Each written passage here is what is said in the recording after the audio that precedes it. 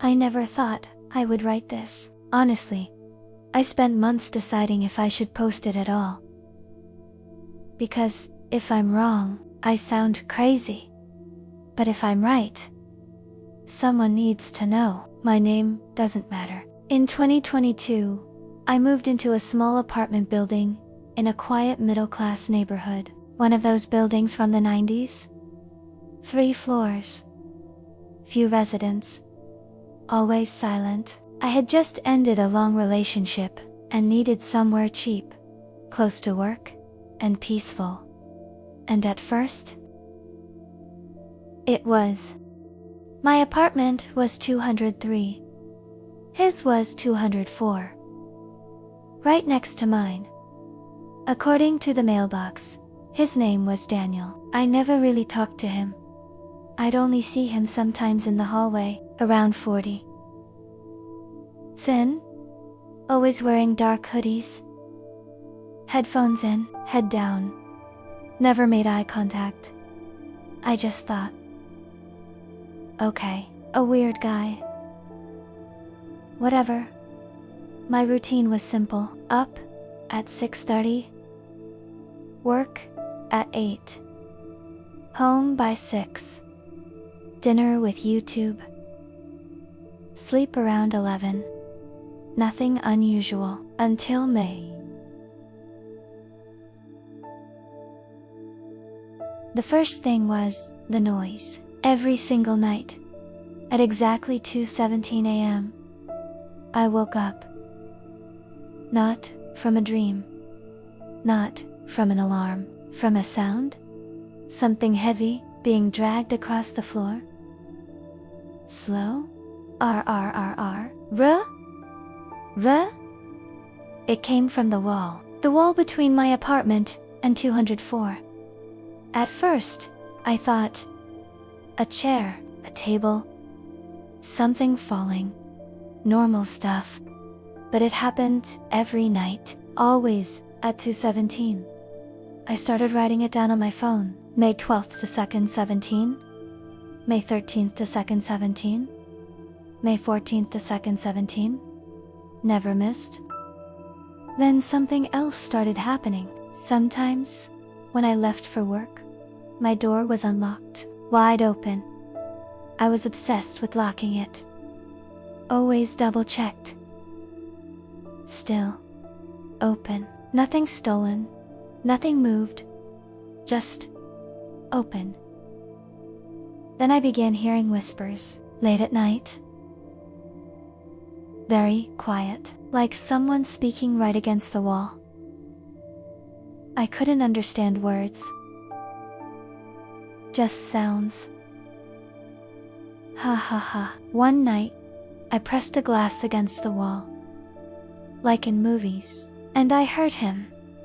He was talking to someone, but he lived alone.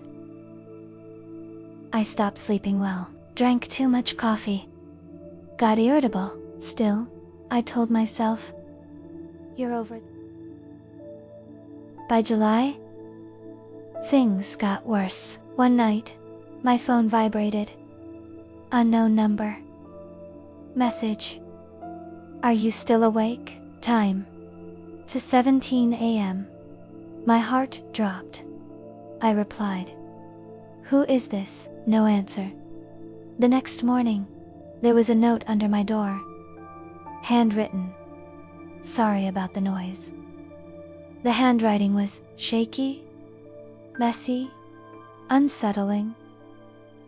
I had never complained to anyone. How did he know? More things started happening when I came home. Sometimes I heard footsteps inside, but when I opened the door, silence.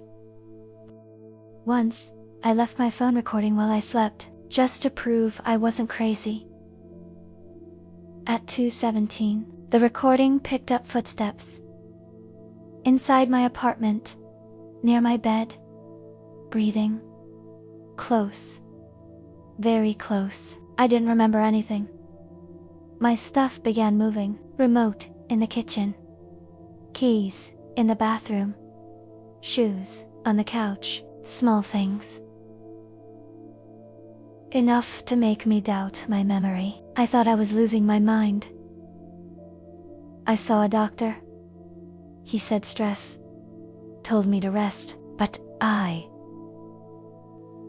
this wasn't just stress. In September, everything went quiet. Apartment 204 stopped making noise. No dragging. No whispers. Nothing. For weeks. Then, I smelled it. A sweet, rotten smell. In the hallway, I called the building manager. 2 days later, the police arrived. They broke down his door. I watched from the stairs. Tape. Cars. People crying. Later, I found out Daniel had been dead for almost a month. Heart attack. Alone. On his couch, but that wasn't the worst part. Behind his wardrobe, they found a hidden room. Inside, photos of me. Printed. Sleeping. Showering. Using my phone. Notes. Schedules. My routine. 217 circled every day. And sentences. He hears. He doesn't react. He pretends to sleep. I threw up. I moved out 2 weeks later. Threw everything away. Bed. Couch. Curtains. Everything. Changed cities. Changed my number. Deleted social media. I thought it was over. Until yesterday, I received an email. No sender. Subject. 217 attachment. Audio file. It was me. Sleeping. In my new apartment, with someone breathing next to me. In the background. Slow. Steady. Beside my bed. I haven't slept in the dark since, and I don't wake up after 2 anymore. Because now, I don't really sleep.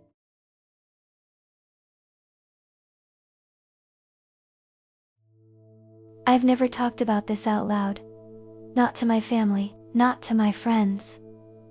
It took me years to even write it. My name doesn't matter. Back in 2019, I worked as a sales representative. I spend most of my life on the road. Different towns every week. Cheap hotels. Gas stations. Roadside coffee. At the time, I drove a white 2016 Chevy Onyx. Nothing special. Reliable. Never gave me problems. My routine was always the same. Wake up early. Coffee at a gas station. Hours of driving. Client meetings. Sleep at small inns. Most weeks, I went home on Friday nights. But that week, I had to return on Saturday. It was June. Cold. Light. Rain. Heavy fog in the mountains. I left a small countryside town around 7:40 p.m. Opened ways. 3-hour drive. Everything seemed normal at first. About an hour into the drive, my phone lost signal. That was normal in that region. The road was narrow. Poor lighting, dense forest on both sides. The radio turned into static. Around 9:15 p.m., I noticed something strange. Every time I passed a certain stretch, the GPS recalculated, even though I was driving straight. Recalculating route. Over and over. I assumed it was a bug. Then I saw the first weird thing. A man standing on the shoulder. No car. No flashlight. No backpack. Just standing there. Staring at the road. I didn't stop. I kept driving. A few minutes later, I saw him again, on the opposite side. Same clothes. Same posture. My stomach dropped. I knew I hadn't turned around. I sped up. The road signs started repeating. Mile 214? Mile 214? Mile 214? 3 times in a row. That wasn't possible. At 10:03 p.m., the rain got heavy. The wipers couldn't keep up. The road felt different. Narrower. More twisted. Like it was shifting. I started feeling watched. Every time I checked the rearview mirror, I saw headlights. But when I looked back, nothing. My phone kept vibrating. No notifications. Just vibration. The radio picked up voices. Broken fragments. Turn back. Don't continue. You've already passed. I tried calling my wife. No signal. Then the GPS froze. Black screen. One white word in the center. Return. All caps. I crossed an old bridge.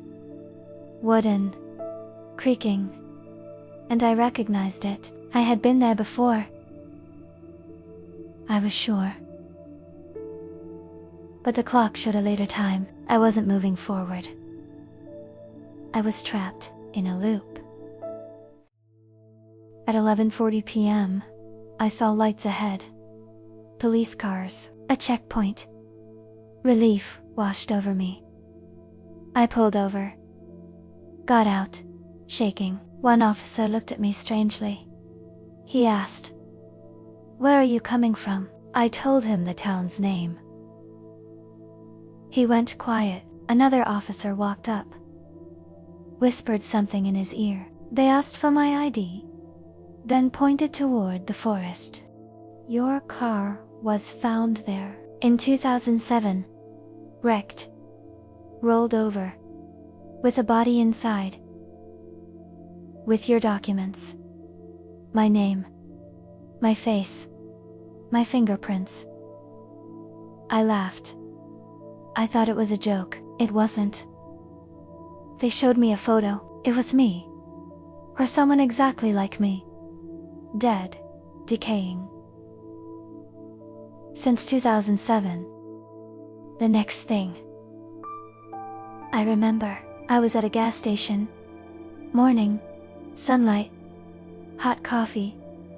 Everything normal. My car untouched. My phone full of messages. All from my wife. "Where are you? It's been 2 days. Are you dead?" Local news headline. Man disappears after accident on state highway. Photo. Me. Date. Today. Since then.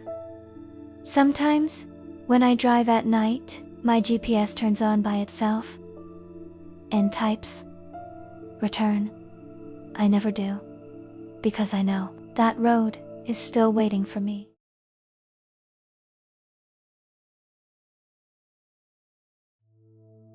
I never liked talking about this. For a long time, I pretended it never happened. But after what I found out, I stopped sleeping well. My name doesn't matter. In 2021, I lived alone in a small apartment on the 4th floor of an old building in a quiet neighborhood. Far from downtown. I worked from home in customer support, so I spent most of my time inside. My routine was simple. Wake up at 7:30. Coffee in the kitchen. Computer on at 8. Quick lunch. TV at night. Sleep around midnight. Nothing unusual. My days were repetitive. Quiet. And I liked that. Until August. It happened on a Tuesday.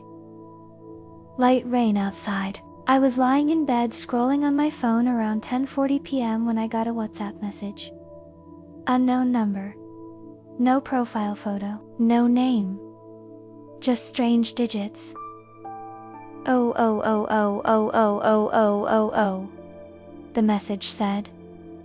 You forgot the window open. I checked immediately. My bedroom window was open. I closed it. I got chills. I replied, "Who is this?" The message was read. No response. The next day, another message. You didn't sleep well. It was true. I had been waking up all night. At first, I thought someone in the building was messing with me, but the number didn't exist. When I tried to call, I got an error. Invalid number. Still, the messages kept coming. Always with details about my routine. You left at 9:12. You forgot the stove. You barely ate today. Things only someone very close to me could know. By September, I became obsessed with my phone. I slept holding it. Every vibration made me jump. The messages changed tone. He is watching you. You still haven't noticed. Stop looking at the door. One night, at 3:06 a.m., I received. Don't turn around. I was sitting on my bed, my back facing the door. I froze. I didn't move. I stayed there. Until morning, I started hearing noises. Footsteps in the hallway. Scratching on the wall, soft knocks on the door. When I opened it, nothing. I installed security cameras. Nothing showed up, but the messages knew. They always knew. The cameras won't help. He avoids them. I thought about changing my number, but before I did, I got one last message. You can't escape. Desperate, I went to my phone carrier. Asked for records. The employee looked confused. He said that number had never existed. Never been active. Never registered, yet it appeared in my history. Then I went to the police. They analyzed my phone and found something worse. The messages weren't coming from outside. They were being generated inside my own device, from the system itself. Like something was using my phone. They recovered older data, messages from years before, same phrases, same writing style, sent to someone else who had lived in the same apartment. That person disappeared in 2018. No explanation. I moved out within 2 weeks, changed my number, bought a new phone, threw the old one away. Or at least, I thought I did. Because last night, at 10:40 p.m., my new phone vibrated. Unknown number. Message. You forgot the window open. I live on the ground floor now. My bedroom has no window. Since then, I sleep with the lights on. The door locked. My phone turned off. But sometimes, it still vibrates, even when it's off.